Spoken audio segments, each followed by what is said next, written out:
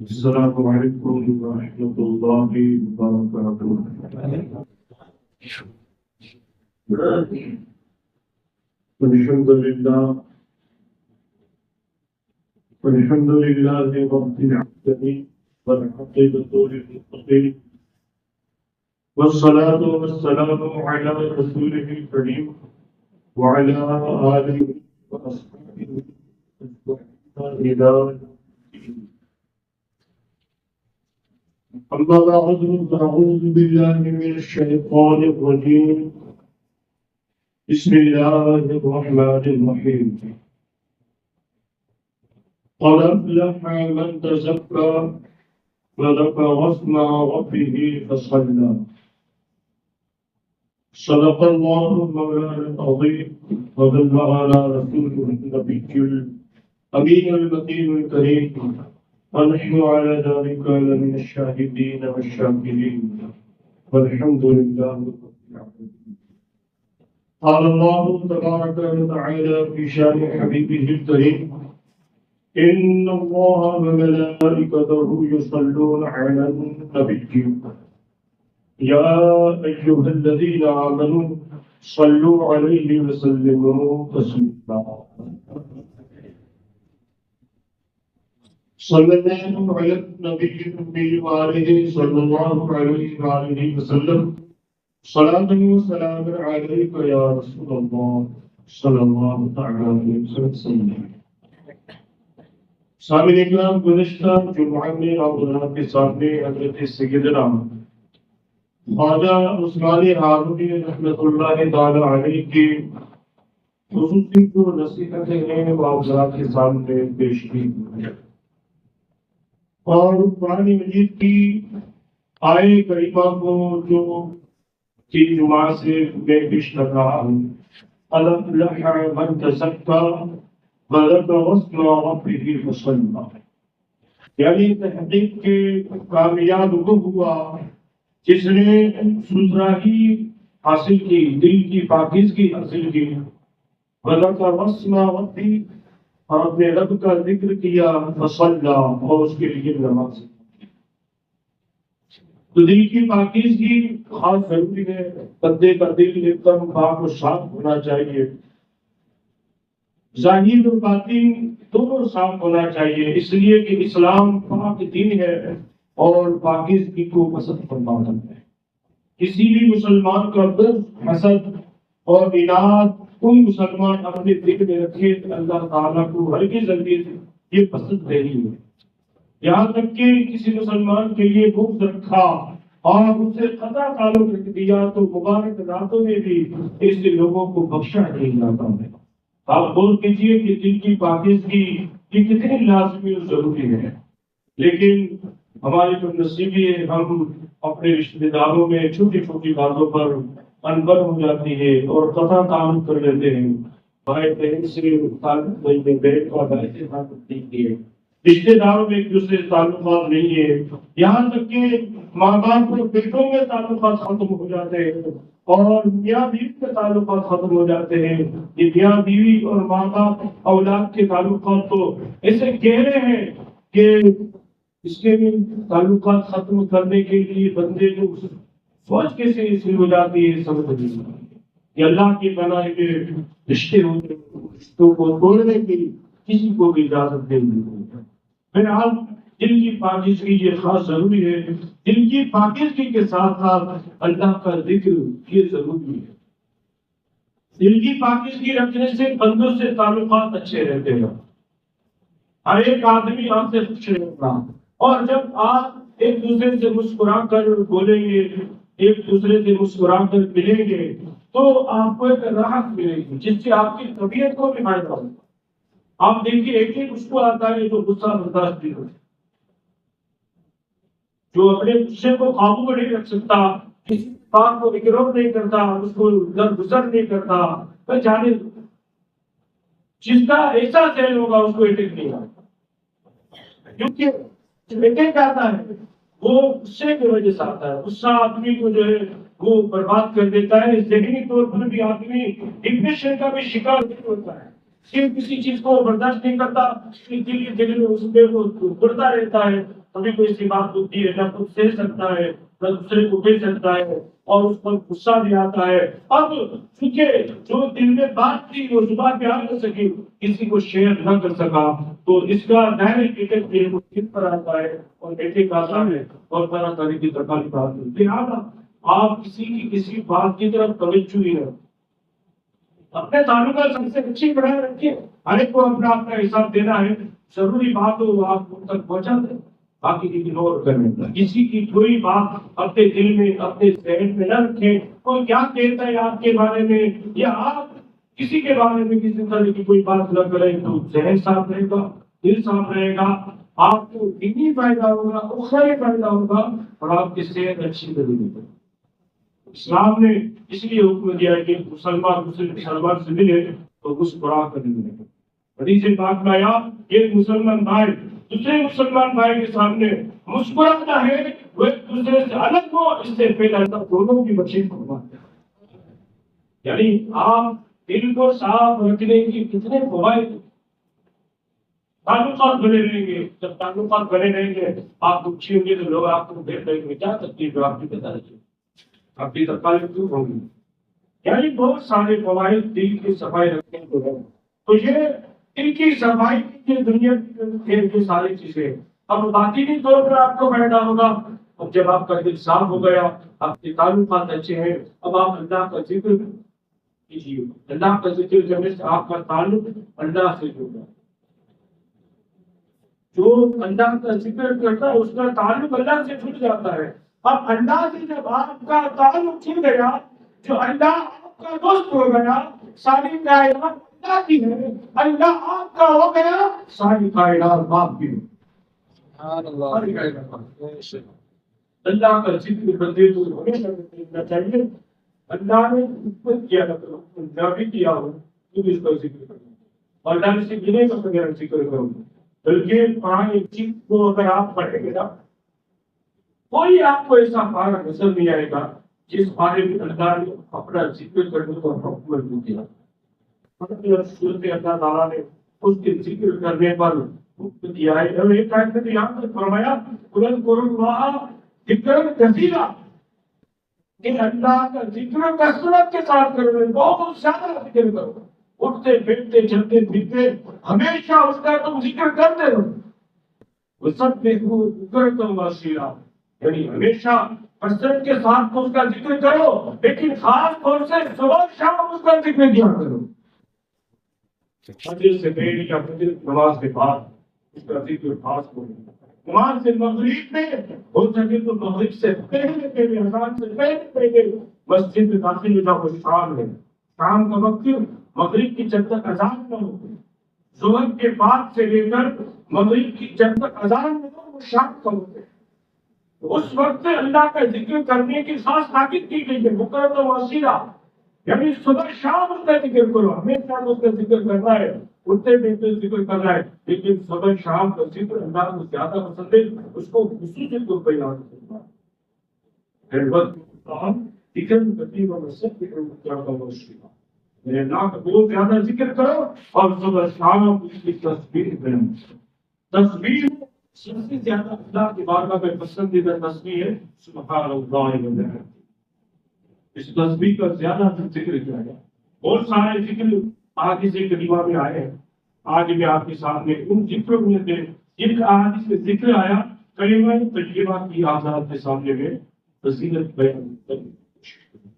حضرت سیدنا موسیٰ علیہ نبی علیہ الصلوۃ والسلام نے اللہ کی بارگاہ میں عرض کی, مولا کریم کوئی خاص ذکر عطا کر جو جن کلمات میں تیرا ذکر کروں.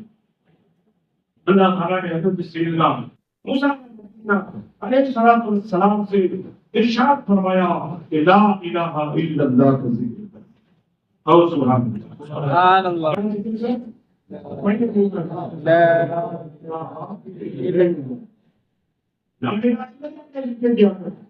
حضرت موسیٰ علیہ السلام نے کیا مولا یہ ذکر تو تیرے مخلوق میں سے اکثر و بیشتر لوگ کیا کرتے ہیں. اللہ نے فرمایا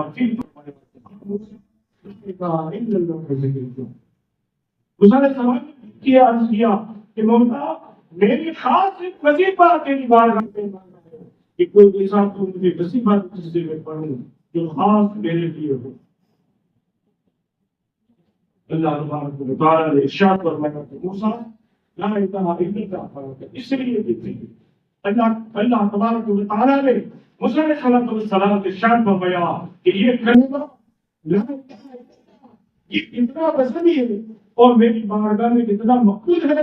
سن موسیٰ علیہ السلام, اللہ نے فرمایا اس کلمہ کو اگر ایک بلڑے میں رکھ دیا جائے یعنی ترازو ہو ایک بلڑے میں لا الہ الا اللہ رکھ دیا جائے اور دوسرے بلڑے میں ساتوں زمین اور ساتوں آسمان اور اس میں جو کچھ ہے سب کچھ رکھ دیا جائے تو لا الہ الا اللہ جو ہے ساتوں زمین اور ساتوں آسمان اور اس میں جو کچھ ہے ان سب پر کلمہ بھاری ہو جائے. آپ غور کیجیے لا الہ الا اللہ یہ کتنا بھاری کلمہ ہے اور کوئی اسے آسانی کے ساتھ کر سکتا ہے ٹھنڈے پیتے کر سکتا ہے اور اس کے بڑے فوائد کلمہ طیبہ جہاں جہاں احادیث میں ذکر آتا ہے کہ لا الہ الا اللہ پڑھو وہاں پورا کلمہ پڑھو. یہ حدیث بندہ کے پیارے حبیب محمد مصطفیٰ صلی اللہ علیہ وسلم نے ارشاد فرمایا من قال لا الہ الا اللہ فدخل الجنہ, یعنی جس نے لا الہ الا اللہ پڑھا تحقیق کہ وہ جنت میں داخل ہو گیا. تو صرف لا الہ الا اللہ پڑھنے سے جنت کو داخل ہوگا, پورا ایمان لا الہ الا اللہ سے نہیں ہوگا. یعنی جس نے کلمہ طیبہ پورا کلمہ لا الہ الا اللہ محمد رسول اللہ صلی اللہ علیہ وسلم پڑھا اس پر ایمان لایا وہ جنت میں داخل.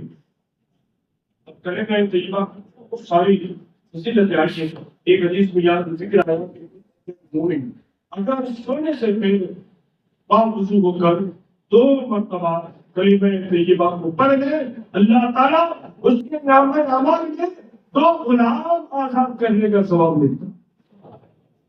کتنا آسان عمل ہے. ایک حدیث میں آیا کہ لا الہ الا اللہ وہ مفاتیح الجنہ یعنی جنت کی کنجیوں میں سے ایک کنجی ہے, یعنی جنت کے دروازے صرف کلمات سے کھلتے ہیں. ان کلمات میں سے ایک کلمہ لا الہ الا اللہ.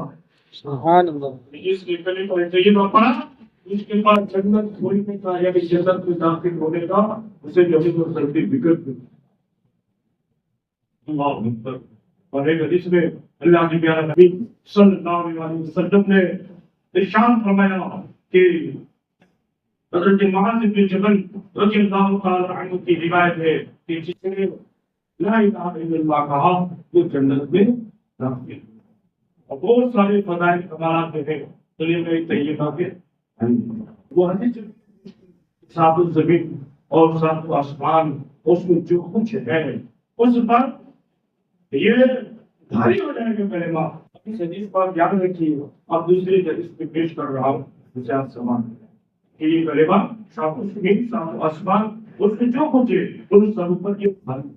اس بات میں آیا کہ قیامت کے دن اللہ تبارک و تعالی کا ایک بندہ حاضر کیا جائے گا. سو دفتر ہوتے ہیں لائٹ ہمارے لکھے جاتے ہیں ہمارے نیکی اور بدی ہم جو کچھ کرتے ہیں ہمارے دونوں قدموں پر جو کھاتے ہیں ایک نیکیاں کرتا ہے خدا اس کے 100 دفتر ہیں. حدیث پاک میں آیا وہ نصیب بخشا ہوا ہوگا کہ قیامت کے دن جس کو اس کا نامہ اعمال اس کو سیدھے ہاتھ میں لاتا ہو یہ نشانی ہوگی کہ یہ بخشا ہوگا اس کے حساب نہ ہوگا. میں تو ایک بندے کو اللہ کی بارگاہ میں پیش کیا جائے گا وہ بندہ حاضر ہوگا. اللہ تبارک و تعالیٰ سارے نامہ اعمال کھول دیتا اس کے سامنے اور اس کے گناہ کی لائے گا. یہ گناہ تم نے کیا وہ گناہ کیا یہ کیا یعنی ہر گناہ کا وہ بندہ اقرار کرے گا یہاں تک کہ وہ مایوس ہو جائے گا. اسے ایسا لگے گا اب میرا جنت میں جانے کا کوئی چانس نہیں ملے کیونکہ سارے نامہ اعمال دوسرے گناہوں سے بھرے پڑے. اب میرا کیا حال ہوگا بندہ ہو کر اس لیے اللہ تبارک و تعالیٰ ارشاد فرمائے گا میرے بندے مایوس مت ہو آج کچھ کو عذاب نہیں دیا جائے گا۔ جب اللہ تعالیٰ ارشاد فرمائے گا اس بندے پر مسکراہٹ آ جائے گی، اسے خوشی حاصل ہو جائے گی اور وہ بندہ ہے ہو جائے گا۔ ایسی کون سی بات ہوگی جس کی وجہ سے اتنے گناہوں کے باوجود اللہ مجھے بخش دے گا؟ اللہ اکبر، سبحان اللہ۔ اللہ فرمائے گا آج دل بخش دیا جائے گا، اسی لیے کہ ایک مرتبہ خوشی حاصل کرنے کے لیے تو نے کلمہ پڑھا تھا، اشہد ان لا الہ الا اللہ رسول اللہ۔ یہ میرا پڑھا ہوا کلمہ ایک پلڑے میں رکھا جائے گا اور تیرے نگاہ میں جب تک خدا ہو سکے سو دفتر ہے، سو ایک دم نگاہ میں دفتر گناہوں سے بھرے پڑے ہیں، اس کو ایک پڑھ اور زندگی میں ایک مرتبہ کلمہ اللہ کو راضی کرنے کے لیے سے پڑھا ہے، اس کے ایک اللہ کی قسم اللہ اس کی بخشش کرے گا اور وہ میں مبتلا ہو جائے گا اور اللہ کی بارگاہ میں عرض کرے گا گناہ سے ایک کلمہ ننانوے دفتر پر بھرے۔ اللہ فرمائے گا ہاں یہ کلمہ آسمان زمین اور اس میں جو کچھ ہے اس پر بھاری دے۔ یہ وہی حدیث آ گئی موسیٰ علیہ السلام کو اللہ نے فرمایا لا الہ الا اللہ، اس لیے اس کو اگر وزن کیا جائے آسمان و زمین میں جو کچھ ہے اسے ایک پلڑے میں رکھا جائے اور اس پلڑے میں پلڑے میں رکھا جائے تو یہ بھاری۔ ویسے ایسی بخشش کے خزانے، ایسی مختصر سی دعائیں، چھوٹے چھوٹے کلمات احادیث میں اللہ کا ذکر کرنے کے لیے ذکر کیے گئے ہیں، بتائے گئے ہیں۔ اللہ اگر اسے پڑھتا رہے تو اس کی بخشش کا ذریعہ ایک چھوٹا سا کلمہ آپ کو بڑا سا ہوا پڑھیے کہیے سبحان اللہ الحمدللہ بالکل چھوٹا کلمہ ہے سبحان اللہ الحمدللہ ولا الہ الا اللہ واللہ شان کلمہ آپ نے اسے پڑھا پھر سے پڑھیے کہ سبحان اللہ والحمدللہ ولا الہ الا اللہ واللہ اور جس نے اس کا کیا اس کے نام اعمال میں اللہ تعالیٰ ایک حج اور ایک عمرے کا ثواب عطا کرتا ہے۔ آسان ہے کہ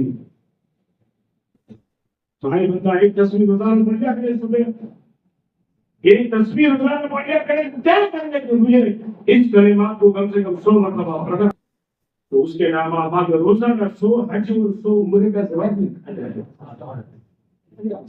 اللہ نے ہمیں اتنی آسانی عطا فرمائی ہے لیکن ہم دھیان نہیں دیتے اور پورا کلمہ پڑھنا اس کے بعد کلمہ کیا ہے لا حول ولا قوة الا بالله العلی العظیم۔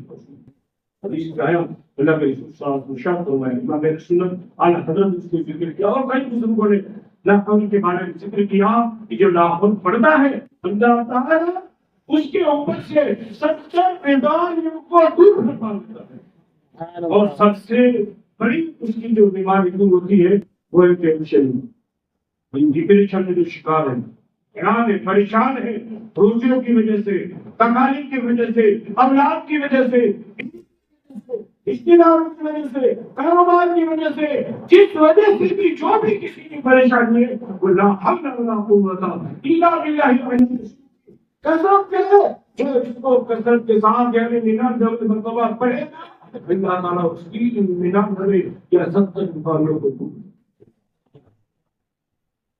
ذکر کرنے سے یہ سارے فوائد ہوتے ہیں اور بندہ ذکر کرتا ہے اس کا تعلق اللہ سے جڑا ہے اور ذکر کرنے میں سب سے بہتر جو ذکر کرنے کی عادت ہے وہ ہے نماز۔ نماز سے بہتر کوئی ذکر نہیں اور نماز سے بڑھ کر کوئی سارے ثواب نہیں۔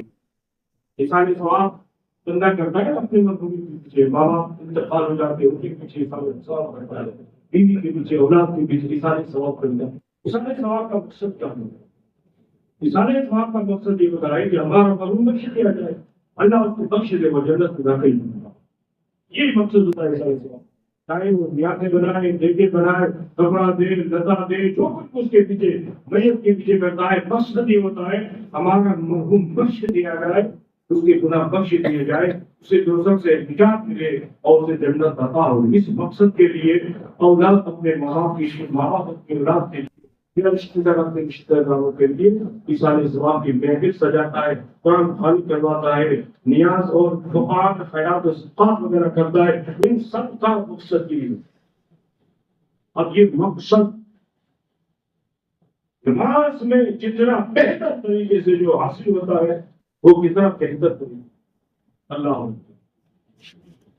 نماز ہم جب پڑھتے ہیں تو پہلے نماز پڑھنے میں ایک ایک رکن میں کیا ثواب اللہ تعالیٰ کا فرماتا ہے، کیا ثواب کرنے آپ کے ذریعے سے، اور پھر انشاءاللہ تعالیٰ اس پورے ثواب پر بولے باق میں اللہ صلی اللہ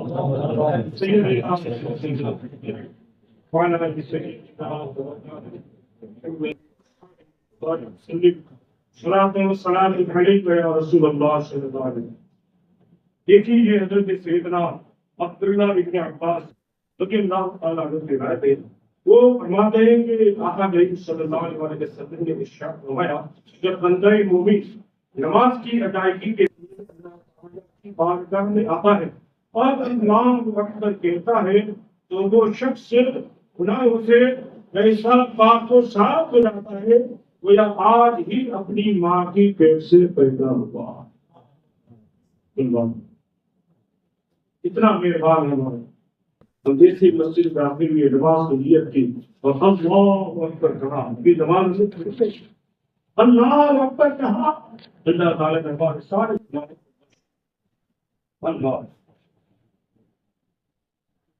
اور پھر جب تو ثنا پڑتا ہے سبحان اللہ محمد سے رقیم تک جب ثنا پڑتا ہے اللہ تعالیٰ اس کے نام اعمال میں اس کے جسم کے بالوں کی تعداد کے برابر ایک مہینے کی عبادت لکھنے کا حکم دیتا ہے۔ ایک ایک بال کے بدلے میں ایک مہینے کی عبادت لکھی جاتی ہے جب صرف ثنا ہو، اور اس کی قبر فراغ ہو جاتی ہے، اس کی قبر کو بھی اللہ تعالیٰ وسعت دے دیتا ہے، لمبی چوڑی کر دیتا ہے، اور پھر ثنا کے بعد کیا بنا جاتا ہے؟ اعوذ باللہ من الشیطان الرجیم۔ اب جب یہ اعوذ باللہ من الشیطان الرجیم کہتا ہے تو اللہ تعالیٰ جان کنی کی سختی سے اسے دور فرما دیتا ہے اور اس کی موت کو اللہ تعالیٰ آسان بنا دیتا ہے، یعنی موت کی سختی اسے نہیں ہوتی۔ اور ثنا کے بعد پھر کیا پڑھا جاتا ہے؟ بسم اللہ۔ اب جب بسم اللہ الرحمن الرحیم پڑھتا ہے تو اس کے نامہ اعمال میں 4000 نیکیاں لکھی جاتی ہیں، 4000 برائیاں لکھی جاتی ہیں، اور 4000 درجے اللہ تعالیٰ اس کا بلند فرماتے ہیں۔ اور پھر جب اس سورہ فاتحہ پڑھتا ہے تو اللہ تعالیٰ اسے حجیہ عمرہ کا ثواب عطا کرتا ہے، اور جب تو سبحان ربی العظیم کہتا ہے اللہ اکبر تو احد پہاڑ گویا احد پہاڑ کے برابر سونا اللہ کی راہ میں خیرات کرنے کا ثواب اللہ اسے عطا ہوتا ہے۔ اللہ اکبر۔ اور تمام آسمانی کتابوں کے پڑھنے کے ثواب کا حقدار وہ ہو جاتا ہے، اور جب رکوع سے وہ سر اٹھاتا ہے اور کہتا ہے سمع اللہ لمن حمدہ، تو اللہ تعالیٰ اس پر نگاہ رحمت فرماتا ہے، یعنی رحمت کی نگاہ سے اللہ اسے دیکھتا ہے۔ اور جب وہ سجدہ کرتا ہے تو قرآن مجید کی سورتوں اور تمام حروف کی تعداد کے برابر غلام آزاد کرنے کا ثواب اس کے نام اعمال میں لکھا جاتا ہے۔ اور جب وہ